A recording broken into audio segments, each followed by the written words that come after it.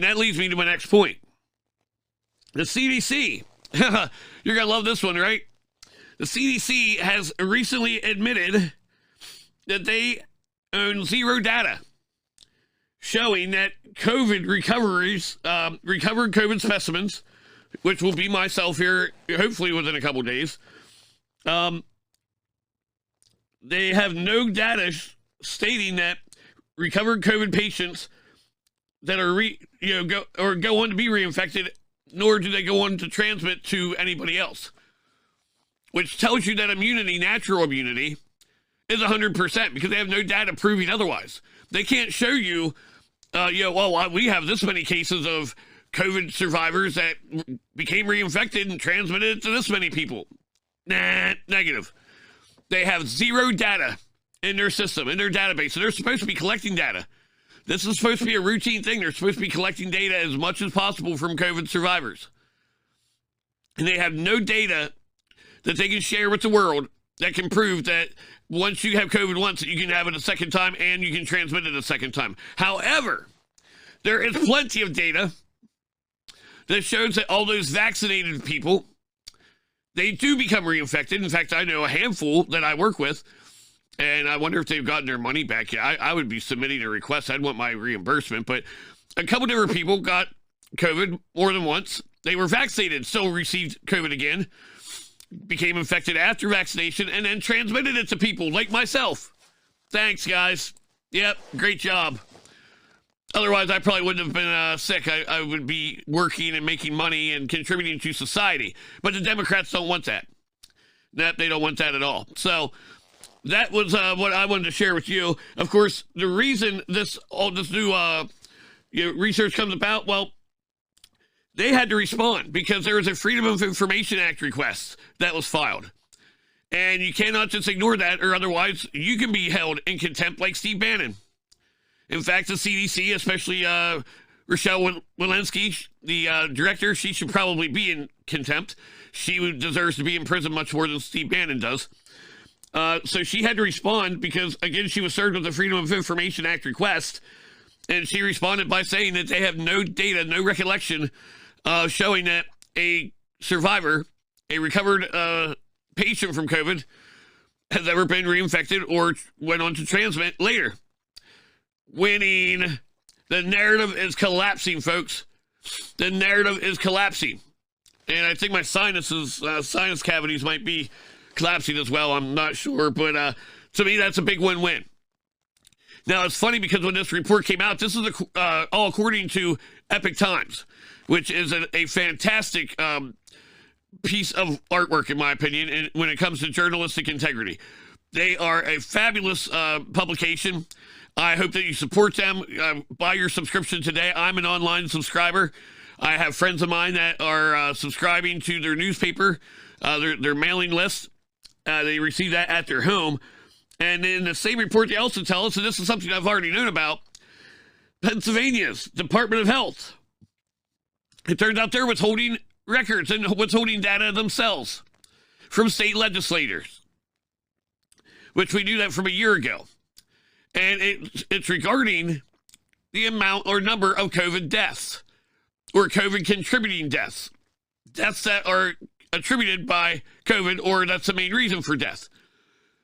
And I think we got somebody with a big problem, and that somebody, well, there's going to be probably at least two somebodies.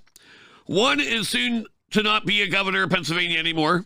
I cannot wait until he's no longer able to hold that office anymore, and that's going to be Tom Wolf, the Weasel Wolf, who has to be missing out on his mandates right about now. Those dates he's going on with that man, Dr. Levine, who doesn't really practice medicine anymore, and then was appointed by the Biden administration to be the assistant U.S.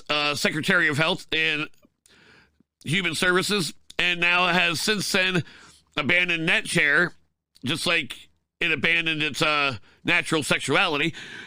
Oh, yeah, I said it. I went there because I don't care. Read between the lines. Welcome to the MasQuerade. I am Joshy Cox, by the way. Welcome back to the MasQuerade 4.0 Season 3, Feel the Heat.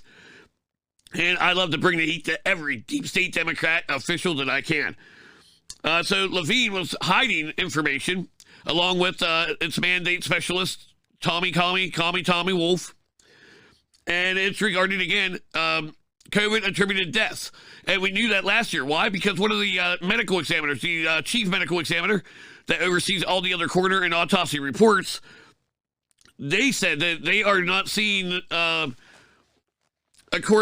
correlation between what is on paper and what is being put on reports in terms of number of deaths attributed by COVID-19, or that's being the main cause of death. And the number of deaths was astronomical in proportion, that saying that COVID killed these people. And there are many deaths that I knew myself, even personally, people in my family, that were being rolled and stamped on that death certificate as a COVID-19 death. However, that was not the case. One was pneumonia, did not ever contract COVID. But yet, the, I guess, blood work, maybe some sort of post-mortem test, suddenly ruled that a COVID death. Yeah, you're being lied to. Wake up, America. When is it going to be enough? Because they're inflating the numbers. They are manipulating you, your mind, the numbers, the information you hold. And now it's inflation. That was the beginning of inflation, with the number of COVID deaths and the number of COVID cases. We should have known that it was going to lead to the pocketbook, to the wallet next. Now they're inflating your money. Now they're inflating the economy. And it may be to a point of no return. We are heading in a horrible direction. You know, we held tight here in central Pennsylvania. We held tight at $3.55 a gallon of gasoline for regular, unleaded. That's the cheap stuff now. For quite a while, quite a few weeks. And then when I got gasoline the other night, it was $3.59. $3.59.9 for a gallon of gasoline. Regular, unleaded. Are you kidding me? Ladies and gentlemen, we are heading right back to where we were when who was in office? Oh, that's right. Barack Hussein Obama. And who was his vice president? Joseph Robinette Biden Jr. from Delaware, the basement dweller of Delaware. Read between the lines and put it together, folks. Those two were on a crash course to completely destroy America the first time around. They ended up getting picked to win the sweepstakes because arrangements had to be made, and they had to swap places because Hillary Clinton was originally supposed to win the nomination in 2008. Hillary Clinton was supposed to destroy the economy. That was her job. But then her head got a little bit big. There's a understatement, right? And she had to be punished by the DNC. They told her not to take the gloves off, and she got personal and attacked BO. So then they award him with the nomination. Of course, they rigged the election. That was, Bernie Madoff and some of those helped rig that election over John McCain, which they had McCain. He was a rhino. They had him in as the opponent. So either way, the agenda would move forward. And Obama wins. He has to pick Hillary Clinton as his Secretary of State, which he did not want to do. But he was told that you're president because we allowed it to be that way. We put you in that spot. Now we're picking your cabinet, like it or not. So that's exactly what happened. It was Hillary that was supposed to crash the economy first from 2008 until 2016. They were assuming she would they'd rig the election as they did in 2012 against Romney, and that she would have an 8-year run. Then Obama was supposed to come in, and he was supposed to be the racial divide. He was supposed to completely rip this nation to shreds, destroy humanity all around the world. And then the New World Order would begin. But they had a role reversal. Obama has to leave after the 2016 year. And then Hillary comes in. Well, funny I say that. Hillary was supposed to come in, but she didn't. She got beat because they cheated. And we're finding that out with the Russian collusion. The bull. You mess with the bull, you get the horns, and he is very meticulous and he's very wise. And he has covered every corner. And the indictments are still forthcoming. They're going to be continuing to roll out. Crossfire, hurricane, Russian collusion, and it's all pointing back to Hillary Clinton and Barack Hussein Obama. So they tried to rig the election. It did not work because they had such a massive outpouring of voters that they were not anticipating to have. Dominion's faulty machines, they were not able to handle it. So therefore, they did not dump votes from Trump's favor to Clinton's favor like they were supposed to. Instead, the votes that Trump received after about 8:30 at night, he received them. And subsequently won the election. Duly elected President Trump. And then, of course, they got it right. They finally got it right in 2020 because they had plenty of opportunities to study it, to practice it.